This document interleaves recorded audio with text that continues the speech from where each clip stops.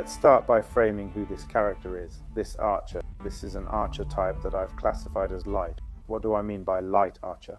The ILEU and other scholars made distinctions, categorizing archers as heavy or light. This classification was ambiguous, often based on both sides, to determine if an archer was light or heavy. I have classified Nuragic archers as light if lightly armored, and heavy if heavily armored, slower, and likely serving different strategic roles.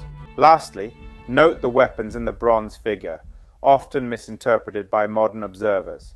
For example, you often see on some archers, under the chest plate or cardiophylax, heart protection if you will, a part of the bandolier or dagger tip peeking out. This leather structure, called a bandolier, holds the classic dagger. You can see the dagger tip under the plate.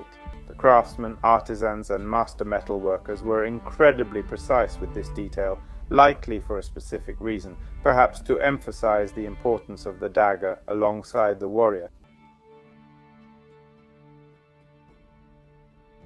Another interesting feature, besides the dagger, is the presence of a sword. Recent studies suggest Nuragic archers were equipped with a propeller to launch javelins. What is a spear thrower? It's a type of lever that functions to throw a long, heavy javelin. The atlatl spear thrower, or zagaglia, has various names from Australia to South America. In Europe, it was only known in the Paleolithic, not found in later periods like Mesolithic or Neolithic. Some thought Nuragic people had this thrower in late Bronze, early Iron Age, based on bronze figurines. However, as we'll see, the archer doesn't actually have a spear thrower. The archer carries a short sword along with arrows in the quiver. This sword could be used for both offense and defense, though it's hard to imagine using it defensively, as warriors typically wear protective gloves.